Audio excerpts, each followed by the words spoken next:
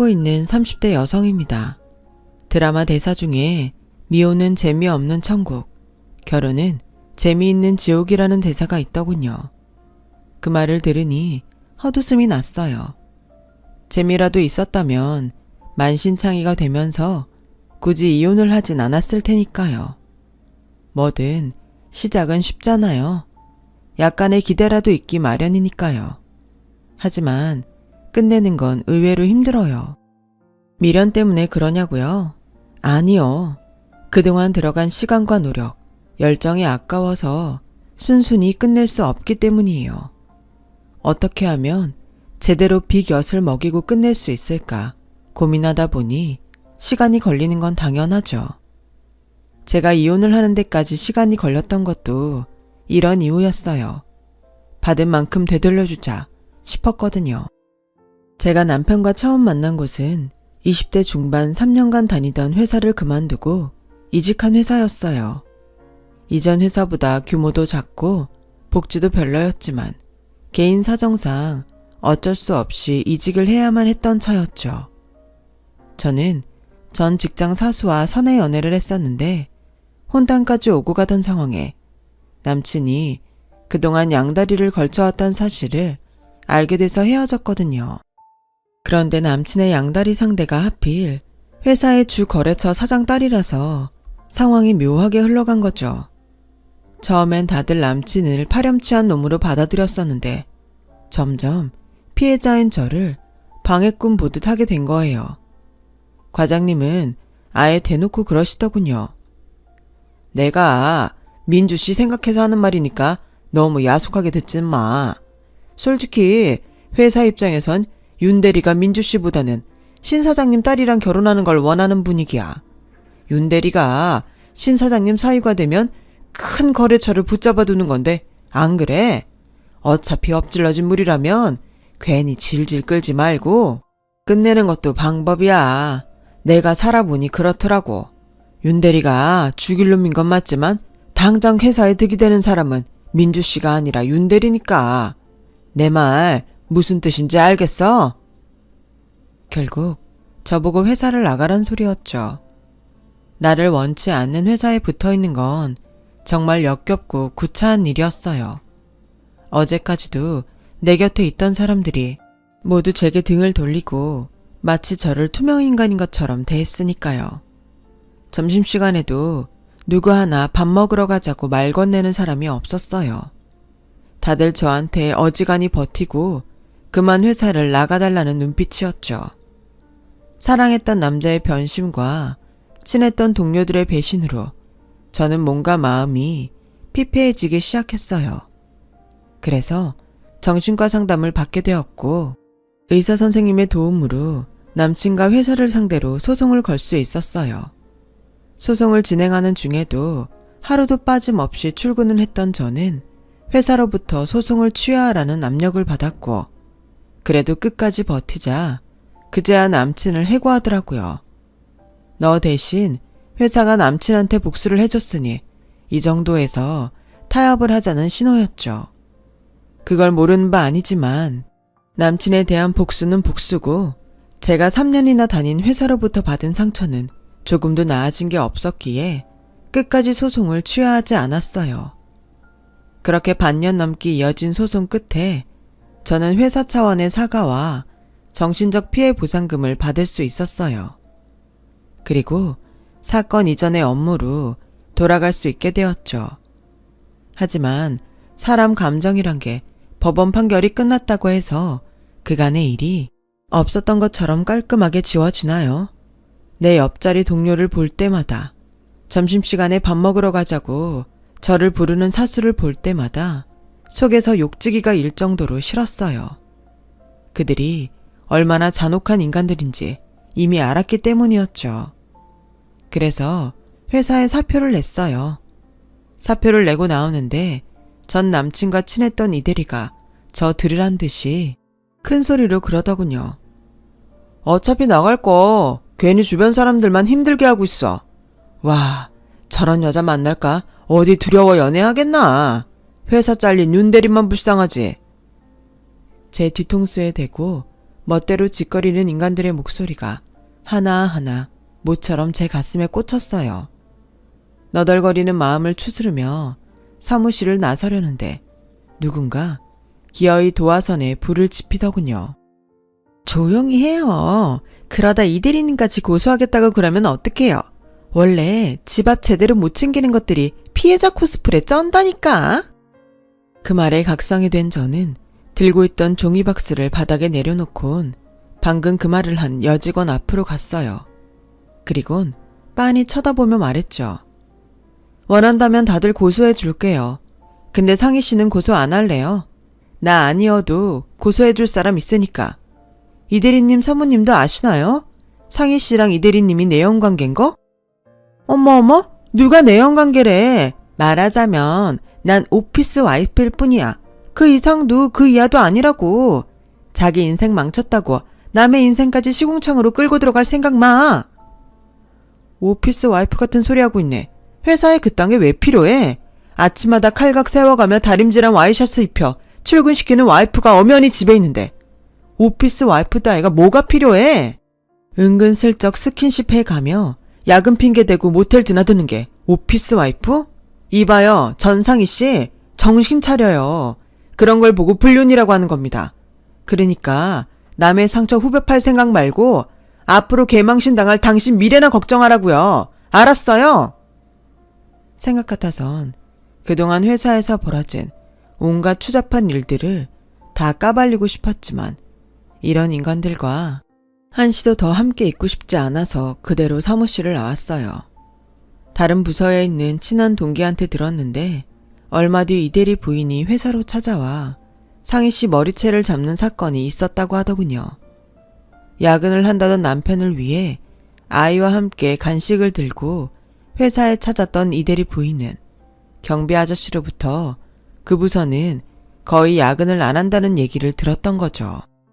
업체에 부탁해 남편의 뒤를 밟았다가 두 사람이 모텔에 드나든다는 걸 알게 된 거예요. 꼬리가 길면 언젠가 밟히는 법이니까요. 아무튼 전 회사에서 안 좋게 퇴사한 저는 한동안 상담 치료를 받고서야 어느 정도 일상생활이 가능할 정도로 회복할 수 있었어요. 그리고 지금의 회사에 재입사하게 되었어요. 이직 후 회사에서 본 남편의 첫인상은 그저 그랬어요. 좀 더 솔직히 말하면 눈에 띄지도 않았어요. 평범해도 너무 평범한 사람이었거든요. 업무 능력도 그다지 돋보이지 않는 평범한 직장인 수준이었죠. 윗사람이 시키면 하고 안 시키면 손 하나 까딱 않는 사람이었어요. 출세욕도 없어서 동기가 먼저 승진을 하든 말든 자존심 상해하거나 훗날을 기약하는 노력조차 할 생각이 없는 그런 사람 말이에요. 한마디로 한심한 남자였어요. 그래서 남편과 잘해보겠다는 생각은 애초에 없었어요. 아무리 잘난 남자가 싫다지만 그래도 못난 남자는 더 싫었어요.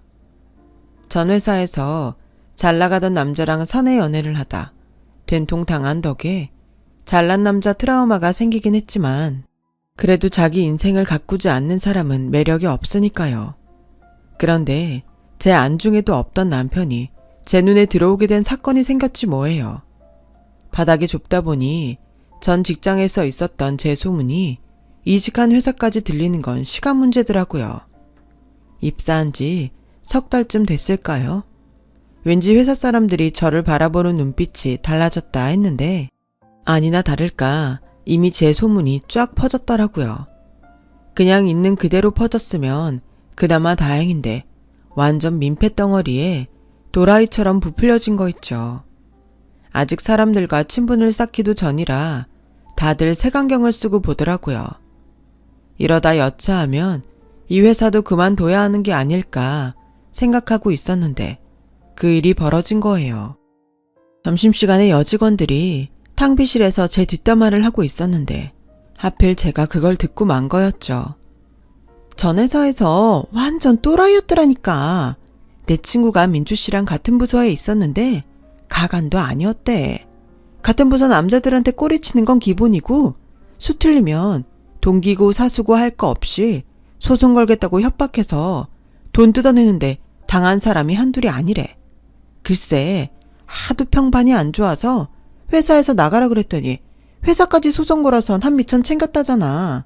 그 돈으로 평생 놀고 먹을 것처럼 그렇게 굴더니 도박으로 다 날리고 사채빚 갚느라 우리 회사 들어온 거잖아. 살살거리고 다가와선 비밀 캐내곤 그걸 빌미로 돈 뜯어내는 게 특기래. 내 친구도 당했잖아. 얼마나 집요하게 협박을 했는지 참다 못한 내 친구가 회사를 그만뒀다니까. 암튼 상종을 하면 안 되는 종자야. 그때였어요. 평소 존재감도 없던 남편이 버럭 소리를 질렀어요. 이자은 씨, 그 말 책임질 수 있어요? 오민주 씨에 대한 그 말들 책임질 수 있냐고요?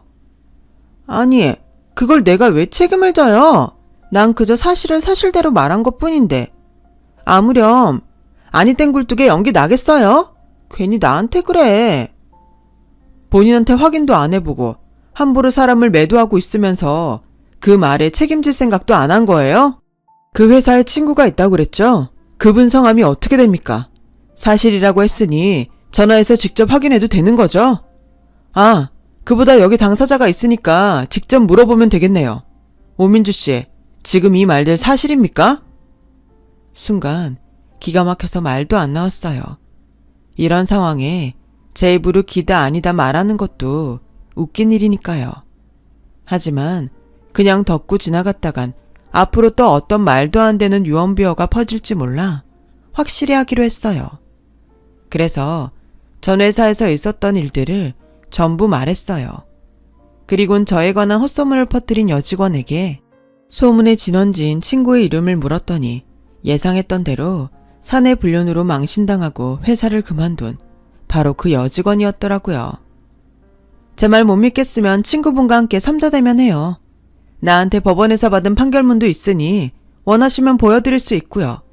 그리고 사과하세요. 함부로 저에 대해 헛소문 퍼뜨린 거 사과하시라고요. 결국 그날의 소동으로 저는 누명을 벗을 수 있었고 덕분에 마음이 통하는 동료들이 생겨서 오히려 직장 생활을 하는데 많은 도움이 되었어요. 마치 자기 일처럼 용기 있게 나서준 남편과도 가까워지게 되었고요. 언젠가 남편한테 그날 왜 그랬냐고 물었더니 그러더군요.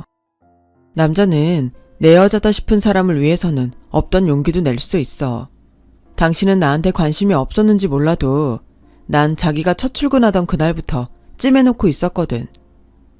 능력은 없지만 그래도 나를 위해 용기를 내줄 수 있는 남편이 그땐 세상 무엇과도 바꿀 수 없을 만큼 소중하게 느껴졌었어요. 그래서 결혼까지 이어지게 되었고요. 남편은 3남매 중 막내로 위로 누나가 둘이 있어요. 어릴 때부터 맞벌이를 하신 부모님 대신 두 누나들 틈에서 보살핌을 받고 자라서 그런가 독립심이나 책임감은 좀 떨어졌죠. 대신 다른 남자들에 비해 여자에 대한 이해심이 깊은 편이었어요. 세상에 완벽한 사람은 없다더니 남편은 일장일단이 뚜렷한 편이었죠. 30년 가까이 강력반 형사로 거친 남자들 사이에서 살아온 저희 아빠는 이런 남편의 심약한 부분이 마음에 안 들었던 모양이에요. 남편이 처음 결혼 허락받으러 우리 집에 찾아온 그날부터 못마땅한 표정으로 제 남편과 눈도 마주치지 않으셨거든요. 아빠, 도대체 왜 그래? 민규 씨 어디가 그렇게 마음에 안 들어서 눈길 한 번을 안 주냐고. 아빠는 이러면서 아빠 딸은 시댁에서 시부모님한테 사랑받길 원해? 그거 완전 도둑놈 심보잖아. 그럼 마음에 안 드는 걸 어떡해?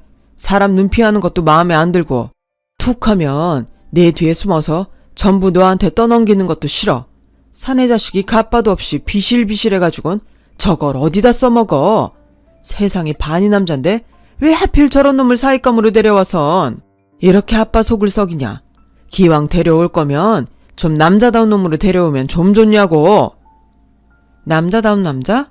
아빠가 그렇게 남자답다고 마음에 쏙 든다고 했던 내 전 남자친구 기억 안 나? 그놈이 나한테 어떻게 했는데. 나 몰래 양다리 걸친 것도 모자라 부장이랑 싸바싸바해서 날 회사에서 내쫓으려고 했던 놈이라고. 그런데도 그런 말이 나와? 남자다운 거? 그깟게 뭐가 중요해. 난 남자답지 않아도 좋으니까 나 안 속이고 믿을 수 있는 그런 남자면 돼. 그러니까 내 앞에서 더는 그런 소리 하지 말라고. 결혼식 날짜까지 잡고서도 아빠와 전 마주치면 늘 이렇게 기싸움을 했어요. 장인이 자신을 탐탁치 않게 여기는 걸 알아서 그런가 남편은 저희 아빠 앞에 서면 비 맞은 강아지처럼 풀이 죽어선 제 뒤만 졸졸 따라다니곤 했죠. 그럴수록 아빠는 더더욱 제 남편을 못마땅해 했고요. 비록 사위와 장인 간의 사이는 그닥 좋지 않았어도 사위 사랑은 장모라고 엄마와 제 남편은 사이가 좋았어요. 엄마가 제 남편을 많이 챙겼거든요. 홍삼이며 공진단까지 바리바리 챙겨서 먹이는 건 물론 사위가 좋아하는 반찬 챙기기 바쁘셨어요. 어느새 사위한테 엄마 사랑을 뺏긴 아빠는 불만이 더 커졌고요. 그러는 사이 결혼식은 코앞으로 다가왔고 결혼 휴가를 앞두고 미리 끝내야 할 일들로 눈코 뜰 새 없이 바쁜 나날을 보내야 했어요. 그래서 주변에 눈 돌릴 틈이 없었죠. 몰아치듯 결혼식을 치른 저는 신혼여행에서 돌아온 후에도 역시나 밀린 업무를 처리하느라 바빴어요. 주말이면 시댁에 불려가 이제 막 가족이 된 시댁 식구들과 가까워지려고 노력을 해야 했어요. 결혼 안 한 시누이가 둘이나 있다 보니까 사소한 것 하나까지 어찌나 눈치가 보이는지 시어머니보다 시누이 시집살이가 더한 것 같더라고요.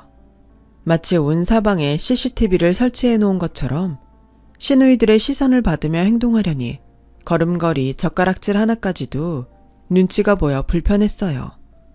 거기다 큰 시누는 제 남편을 업어 키운 사람이라 마치 저를 자기 며느리 보듯 하지 뭐예요. 툭하면 자기는 남동생한테 아무거나 먹이지 않았다면서 인스턴트 식품은 절대 먹이지 말고 파스타 하나를 만들더라도 시판 소스 대신 신선한 재료를 사다가 직접 만들어 먹이라고 그러더라고요. 그뿐인 줄 아세요? 자기는 남동생 티셔츠도 매번 다려서 입혔다며 저보고 남편 면티를 다림질해서 입히라는 거예요. 거기다 작은 신우는 저 몰래 남편한테 어찌나 용돈을 뜯어가는지 몰라요. 그 나이 먹도록 변변한 직장도 없이 단반한 얼굴 하나 믿고 눈먼 가쁘나 기다리고 있으니 말 다 했죠. 백수 주제에 씀씀이는 또 얼마나 해픈지 여기저기 돈 빌려다 쓰기 바쁘더라고요. 저한테 빌려간 돈도 수십만 원이 넘는다니까요.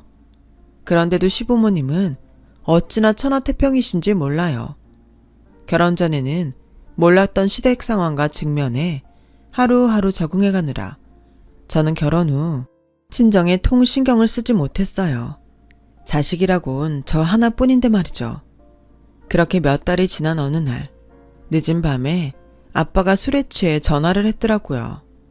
아빠는 평소와 달리 기운이 쭉 빠진 목소리로 마치 신부님 앞에서 고해성사를 하듯 말했어요. 나처럼 최악인 남편도 없을 거다.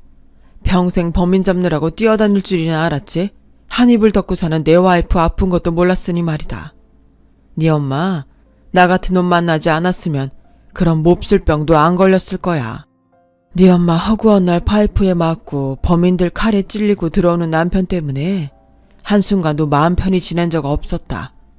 그렇게 소가리한 탓에 병까지 걸린 거라고.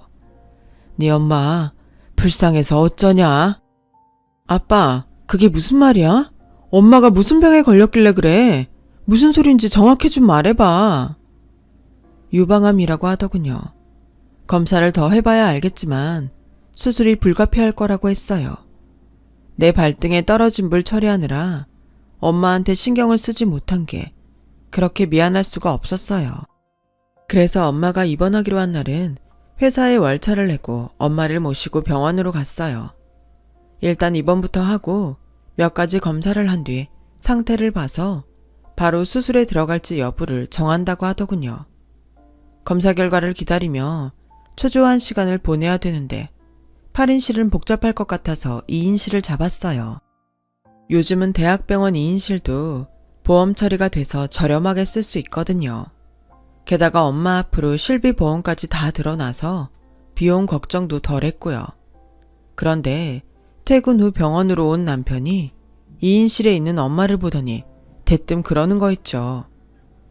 자기가 형제가 많아서 나눠내는 것도 아니고 우리가 병원비 독박 쓰게 될 게 뻔한데 2인실이 말이 돼?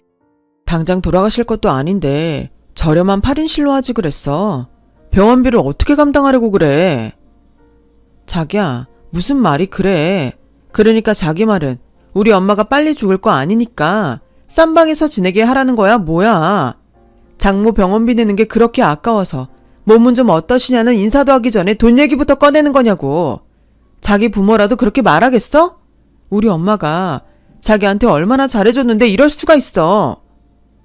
누가 걱정 안 된대. 그치만 상황이 좀 그렇잖아. 됐어.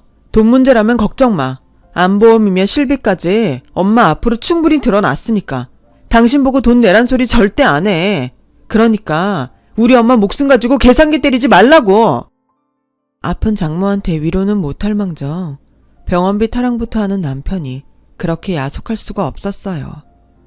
보험이 다 들어있다는 말에 남편은 그제야 편안해진 얼굴로 장모님 상태는 어떠냐고 묻더군요. 힘든 순간에야 진정한 내 편을 가릴 수 있다더니 그 말이 딱이었어요. 엄마의 암 진단에 돌변하는 남편을 보니 오만 정이 다 떨어지더군요. 검사 결과 상태가 심하지 않아서 일단 항암 치료만 진행하기로 했어요. 한동안 입원 치료를 해야 해서 저는 회사에 양해를 구하고 휴가를 냈어요. 바쁜 아빠를 대신해 처리해야 할 병원 일이 많아서 어쩔 수 없었죠. 엄마가 퇴원을 한 후에도 보험사에 제출할 각종 서류들이며 혹시나 있을지도 모를 부작용을 대비해 한동안 친정에 머물며 엄마를 돌봐야 했어요. 다행히 별 탈 없이 치료가 진행돼서 몇 주 뒤 집으로 갈 수 있었죠. 집에 돌아와 보니 저 없는 사이 남편 혼자 지낸 탓에 집이 엉망이더라고요. 내 몸도 천근만근인데 집에 돌아오자마자 청소부터 하려니 짜증이 났어요. 내가 아들을 키우려고 결혼을 한 건 아닌데 어떻게 된 게 내 한 몸 지내는 것보다 배로 힘들어진 것 같더군요. 게다가 퇴근한 남편은 저를 보자마자 저녁 반찬은 뭐냐고 묻지 뭐해요. 그동안 배달 음식으로 때워서 집밥이 그립다나요? 순간 열이 확 오르더군요. 자기야, 자기는 손이 없어 발이 없어? 자기는 청소랑 빨래 안 해? 설마 나 올 때까지 손 놓고 기다리고 있었던 거야? 밥하고 빨래하라고? 배달시켜 먹은 일회용 용기 정도는 재활용통에 넣을 수 있잖아. 어쩜 손 하나 까딱 않고 먹은 자리에 그대로 둘 수가 있어? 어쩜 집안에 구더기가 닦이도록 이러고 둘 수가 있어? 그래놓고도 반찬이 뭐냐는 소리가 나와? 내가 뭘 잘못했다고 그래? 자기가 집에 없으니까 그런 거지. 나도 회사 일 하느라 바쁘다고. 그동안 나 혼자 얼마나 힘들었는데 미안하다는 말은 않고 성질이야. 막말로 우리 엄마가 아파서 당신이 병수 바라고 온 거 아니잖아. 근데 왜 이렇게 생색이야? 자기 엄마잖아. 가정주부가 집 비우고 나갔다 왔으면 미안한 줄 알아야지. 왜 자기가 큰 소리야. 아, 이럴 줄 알았으면 큰 누나가 밥 먹으러 오랄 때 갈 걸 그랬어. 자기 온다길래 기대하고 왔더니 이게 뭐야? 먹을 것도 하나 없이. 빈말이라도 장모 건강은 어떤지 물어볼 생각도 않고 지 배에 들어갈 음식만 생각하는 철없는 남편을 보니 이 남자한테 뭘 더 기대하랴 싶었어요. 게다가 말끝마다 네 엄마 내 엄마를 따지는 걸 보니 왜 사람들이 남편을 남의 편이라고 하는지 알겠더군요. 서운한 마음을 넘어 절망에 가까운 감정에 휩싸였어요. 아마 그때부터였던 것 같아요. 이혼을 생각했던 건 말이죠. 어느덧 엄마 병세도 차도가 보이고 병원에서도 이런 상태라면 완치도 가능할 것 같다는 얘기를 들었어요. 그렇게 안정을 찾아가던 어느 날 회사 업무차 외근을 나왔는데 남편이 전화를 했더라고요. 어머님이 쓰러지셨다며 당장 병원으로 오라더군요. 그래서 부랴부랴 병원으로 달려갔더니 신경성 복통이라는 거 있죠.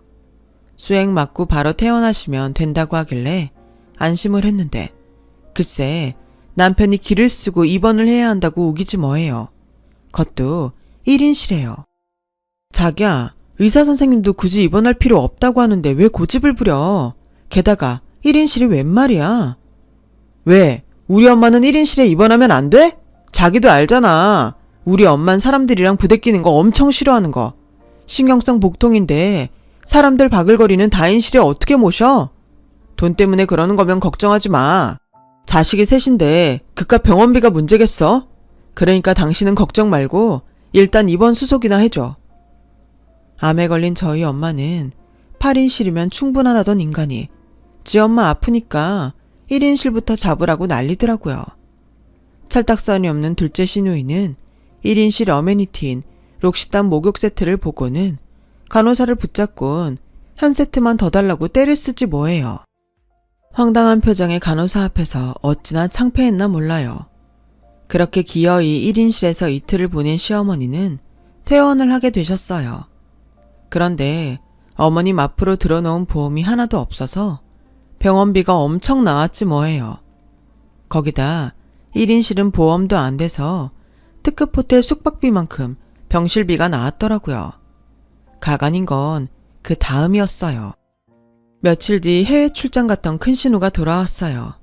그런데 미쳤어? 무슨 복통에 입원을 해? 그리고 일반 병실도 아니고 1인실? 난 그 돈 못 내. 그리고 올케는 생각이 있는 거야 없는 거야? 쟤야 원래 그런 놈이다 치고 올케까지 철없이 굴면 어쩌냐고. 암튼 두 사람이 저지른 일이니까 나한테 돈 달란 소리 하지 마. 누굴 호구로 하는 거야 뭐야? 자기 동생이 벌린 일인 걸 뻔히 알면서도 큰신우는 저한테 덤탱이를 씌우곤 발을 뺐어요. 걱정하지 말라고 호언장담했던 남편은 언제 그랬냐는 듯 굴었고요. 자기도 알다시피 작은 누나는 백수인데 돈 내라고 할 수는 없잖아. 그러니 당연히 병원비는 자기랑 나랑 반반 부담해서 내야지. 그 말에 순간 열이 확 올랐어요. 왜 반반이야? 우리 엄마 입원했을 땐 자기 한 푼도 안 냈잖아. 그래놓고 나보고 어머님 병원비를 내라고? 병원에서도 입원할 필요가 없다는 걸 자기가 우겨서 입원까지 시켰으면서 난 못 내. 내고 싶으면 자기 혼자 내. 나도 그러고 싶지. 근데 카드 한도가 없는 걸 어떡해. 좀 도와주라. 도대체 뭘 얼마나 썼는지 카드 한도도 없다는 남편 탓에 결국 저는 제 카드로 병원비를 지불했어요. 확실히 말하지만 나 이 돈 빌려준 거야. 그러니까 꼭 갚아. 알았어? 남편은 이번에도 큰 소리를 치며 조만간 10배로 이자 쳐서 갚겠노라 하더군요. 남편의 그런 모습에 걱정이 되더군요. 아니나 다를까 몇 주 뒤 일이 터지고 말았어요. 토요일이라 모처럼 늦잠을 자고 있었는데 누가 미친 듯이 초인종을 누르더라고요. 부서져라 문까지 두드리면서요. 나가보니 큰 신우였어요. 거의 반 미친 사람처럼 문을 열어준 저를 밀치고는 다짜고짜 안방으로 들어가 곤히 잠든 남편을 걷어찼어요. 느닷없는 발길질에 침대 밑으로 떨어진 남편은 지 누나를 보곤 마치 귀신을 본 사람처럼 놀라더군요. 야, 이 미친놈아! 너 내 돈 어쨌어? 엄마한테 맡겨둔 내 결혼자금 어디다 숨겼냐고! 당장 내놔! 내놓으라고! 평소 남동생이라면 사족을 못 쓰던 큰 신우는 당장이라도 동생을 물어 뜯을 기세로 소리쳤어요. 누나, 그게 말이야. 내가 돈 좀 굴려보려고 투자를 했는데. 누나, 미안해. 내가 죽을 죄를 졌어. 남편은 무릎까지 꿇고 싹싹 빌기 시작했어요. 자초지종을 들어보니 코인으로 잔재미를 본 남편이 기왕 버는 거 목돈 좀 벌자는 욕심에 큰 신우 결혼자금을 빼다가 코인을 산 모양이더라고요. 그런데 일이 안 되려니 코인을 사고 나니 바로 폭락을 하는 바람에 7천만 원이 순식간에 돈 뺄 정도로 완전히 박살난 거예요. 큰 신우가 알아차리기 전에 어떻게든 만회해보려고 여기저기 돈까지 끌어다 주식도 해보고 환치기도 했지만 손에 대는 족족 나가리였죠. 결국 큰 신우 돈에다 빚까지 3천이나 지게 된 거였어요.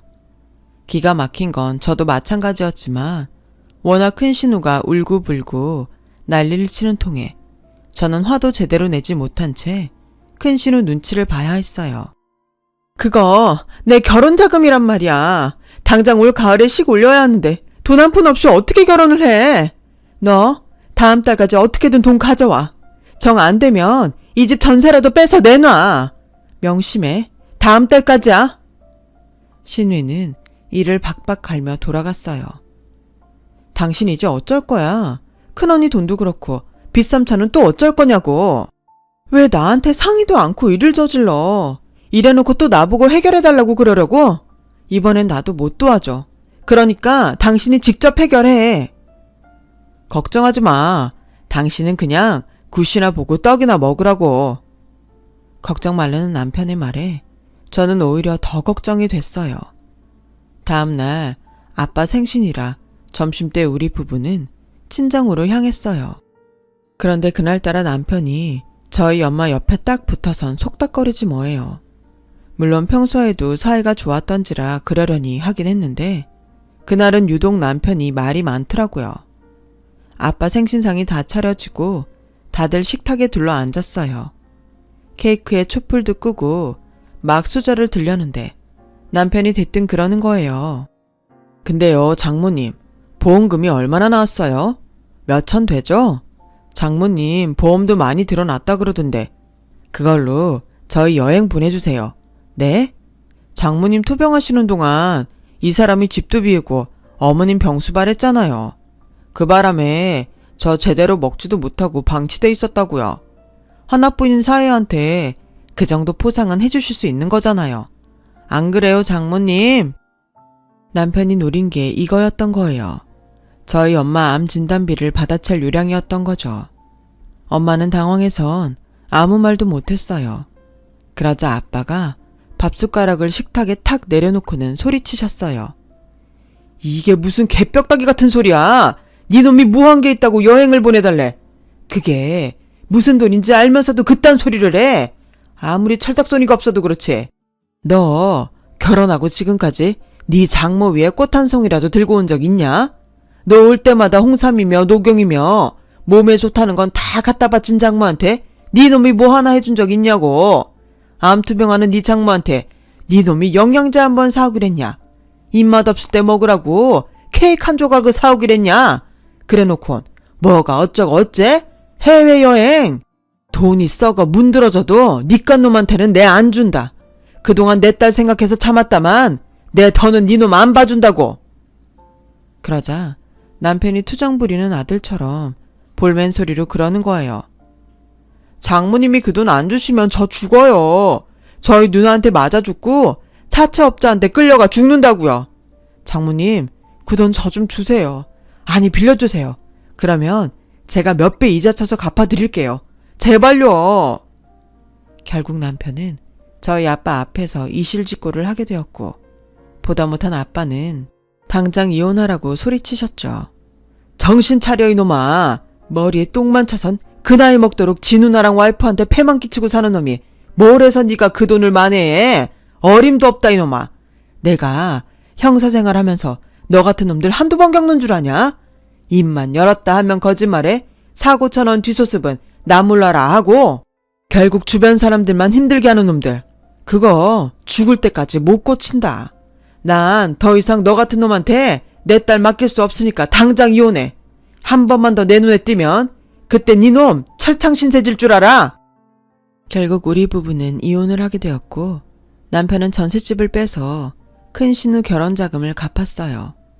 그리고 나머지 돈으로 사채 빚을 갚았죠. 남은 건 제 카드로 긁은 시어머니 병원비 뿐이었어요. 남편은 수중에 있는 건 코인뿐이라며 병원비 대신 받아달라고 하더군요. 이미 무용지물이나 다름없는 거였지만 일단은 받아두었어요. 그런데 회생 불가인 줄 알았던 코인이 1년도 안 돼 엄청 올랐지 뭐예요. 남편한테 빌려준 돈에 100배도 넘는 수익으로 말이에요. 코인을 팔고 계좌에 찍힌 수익금을 보고 있자니 인생이 참 재미있다는 생각이 들더라고요. 전 남편이 그렇게 바라던 행운이 돌고 돌아 제 손에 들어온 셈이니까요. 이 행운 제가 누려도 되는 거겠죠? 지금까지 제 사연을 들어주셔서 감사합니다. 여러분의 곁에 행운이 찾아오길 바랍니다. 건강도 잘 챙기세요. 여러분, 사연 댓글에 응원과 현명한 조언 부탁드려요. 좋아요와 구독은 저에게 큰 힘이 됩니다. 오늘도 좋은 일 가득하세요.